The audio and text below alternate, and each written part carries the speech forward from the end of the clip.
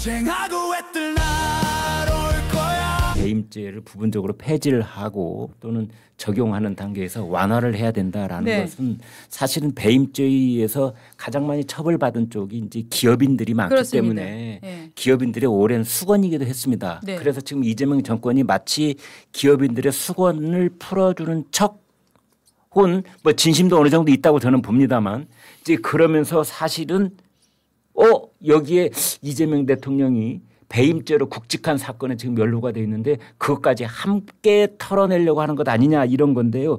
원래 배임죄는 기업을 사유물처럼 여기는 일부 악덕 기업인들을 처벌하기 위해서 만든 그런 이 형벌 조항입니다. 우리나라 형법 제 355조에 타인의 사물을 처리하는 자가 그 임무에 위배하여 재산상의 이익을 취득하거나 제3자로 하여금 손해를 가는 경우 뭐 형량이 5년 또는 이 업무상 배임일 경우에는 10년 이하 징역까지 처할 수 있는 아주 중죄를 이제 물을 수 있는 이제 그런 거거든요. 그런데 사실은 배임죄라는 것은 적용을 잘 해야 되는 것이지 이렇게 일거에 다 없애버린다?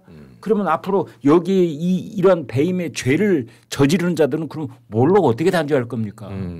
이제 그런 일이 지금 발생을 해버린 겁니다. 맞습니다. 타인의 사무, 그러니까 이게 타인의 사무라는 게 기업인한테는 기업일 수 있고 네. 기업은 결국 이제 내 사유물이 아니다 이제 그런 개념이지 않습니까? 네. 기업인이 경영을 하되 자기의 이익을 위해서 그 부당한 이득을 취하거나 아니면 남한테 손해를 끼치거나 이렇게 하면 처벌해야 되는 거고 네. 공직자도 이재명 시장이나 이재명 지사의 경우에 신용카드 그 법인카드를 막 쓰거나 네. 아니면 인허가를 엉뚱 막 그렇게 내줘서 민간업자한테 김인섭 씨는 그래서 지금 대법원 유죄 판결 징역 5년에다가 추징금이 70억 원인가 인허가 네, 청탁했다는 게 다 인정이 됐어요. 네. 그럼 그 사람은 지금 감옥에서 살고 있는데 인허가 청탁을 해가지고 인허가 해준 사람은 아무 잘못이 없고 그 사람은 처벌도 못한다. 이게 정상적인 사회가 아니지 않습니까? 그렇죠. 그러니까 이건 배임죄는 있어야 되는 거고 다만 기업인이 경영산행의 어떤 결정을 중대한 결정을 했는데 그게 나중에 판단이 결과적으로 미스여서 기업에 손해를 끼쳤다. 이런 거는 이건 면책해주지 않은 거 아닙니까? 그런 것을 이제 막 처벌하는 것을 막자는 것이지 않습니까? 그래서 기업의 경영 활동을 보장해주자는 건데 그건 그거대로 이제 보완을 해야 되는 건데 그냥 배임죄를 그냥 없애버리겠다. 그럼 앞으로는 이런 사람들 법인카드 막 쓰고 뭐 이런 사람들 처벌할 규정이 없어지는 것이지 않습니까? 그렇죠. 이제는 배임죄가 없어지면은 어떤 기업인이 말이죠. 아들한테도 야 너 회사 하나 차려. 딸한테도 너 회사 하나 차려. 우리 회사가 가지고 있는 지적재산권에 해당되는 뭐 100억 원짜리 신기술이 있는데 너한테는 1,000만 원을 줄게. 이럴 때도 그렇죠. 배임죄를 물을 수가 없는 거예요. 그렇죠. 자 그런 경우는 어떻게 할 것인지. 그런데 우리 형법이 배임죄에 관한 규정이 좀 모호하게 돼 있긴 해요. 타인의 사물을 어디까지 볼 것이냐. 그리고 경영적 판단과 사리사욕을 취득할 목적을 어떻게 구분할 것이냐. 그렇습니다. 이제 이런 것들이 경계선이 모호해 가지고 한때는 정말 귀에 걸면 귀걸이 코에 걸면 코걸이 였던 때가 있었습니다. 이런 걸 보완해야지 뭐 문제가 있다고 해서 한꺼번에 다 없애? 그리고 거기에 이재명 대통령도 편승한다? 손 안 대고 코 풀어? 이렇게 되는 거죠. 근데 이제 과거 정권이 실질적으로 이제 재벌 손봐주기를 하기 위해서 배임죄를 걸어서 코에 걸면 그러게 코걸이 말입니다. 이열령 비열령으로 예. 해온 거 아닙니까? 그러니까 네. 결국은 그거는 그 권한을 남용하지 않도록 운용의 묘를 발휘하면 되는 거지.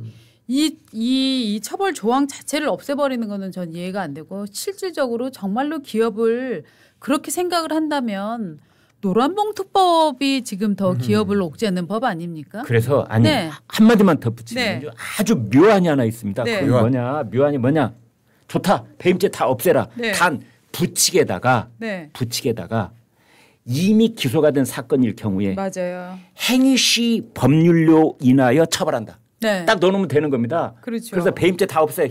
형법에 배임죄 없애고 뭐 상법에도 손질하고 다 하는데 그러나 이미 기소된 사건, 네. 대장동 사건, 백현동 사건 이것은 그 행위 시에 있었던 형법에 의해서 처벌한다. 이것만 딱 넣어놓으면 되는 겁니다. 그런데요, 선배 그 기억 혹시 나십니까? 저기 과거에 간통죄가 폐지가 된 적이 있었어요. 네, 그런데 네. 실제로 이제 그 헌법재판소에서 헌법 불합치가 나와서 폐지가 들어가야 되는데 네. 그 국회에서는 아직 그 법을 폐지한다라는 법을 발의를 하지 않은 상태였어요. 그러니까 네. 빈 기간이 있었죠. 네. 그 사이에 제 친구 남편이 바람을 펴갖고 네. 제 친구가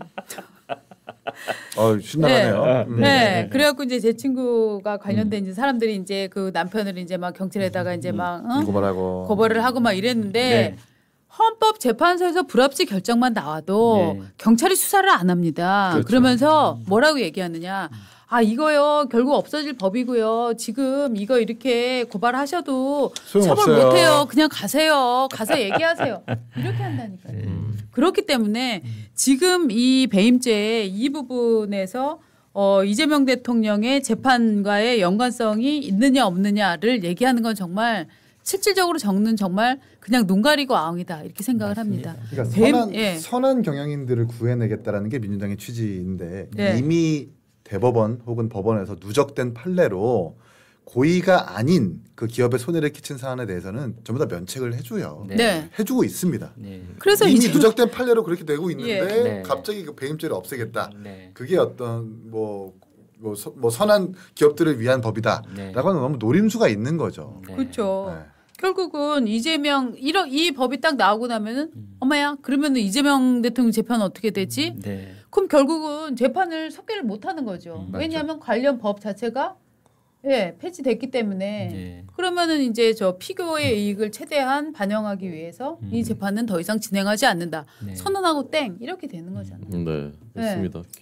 기업인들을 보호하고 기업의 활동을 보장한다라는 말은 계속하는데 이재명 대통령이 말은 하는데 실제 행동은 다 정반대였지 않습니까? 노란봉투법 만들었고 상법 개정안 맞습니다. 2번이나 더 독하게 해가지고 기업들을 옥죄했고 그다음에 중대재해처벌법에다가 기업들이 뭐 무슨 살인이다 뭐 이런 이제 표현까지 맞습니다. 쓰면서 이제 기업인들을 괴롭혔는데 유일하게 딱 하나 배임죄 내가 기업인들을 위해서 이거 없애주겠다라고 하는데 그거 자기 이거와 관련된 거라는 거 이걸 국민들이 모르는 국민들이 어디 있겠습니까? 눈 가리고 아웅이죠. 근데 제가 더 나쁜 케이스를 하나 더 예측해 볼까요? 제가 볼 때는요. 이재명 대통령 재판 면소 판결이 나오잖아요. 네. 저는 그게 확정되면 또 배임죄를 없앤 결과 우리나라 기업인들의 부도덕한 관행들이 살아나고 있다. 그래서 역시 우리나라는 네. 배임죄를 네.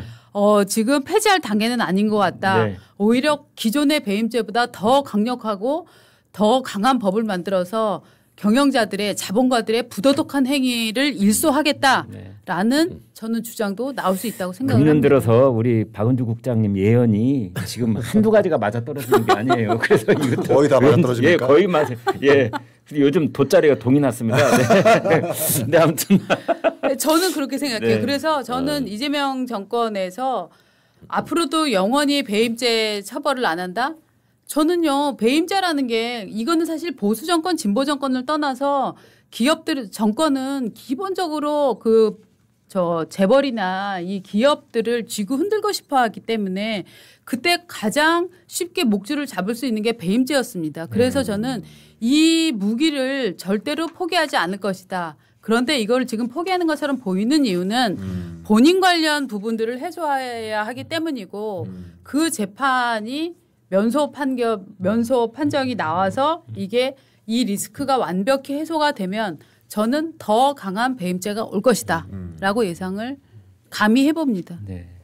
매우 개연성 있는 그 예측인 것 같고요. 네. 네. 지금 하는 양상이 다 이제 위인 설관은 들어봤어도 위인 폐관 이게 난생 처음 들어보는 그 네. 얘기지 않습니까? 이진숙 쫓아내려고 네. 방송통신위원장, 방송통신위원회를 언제 없애버리고 네.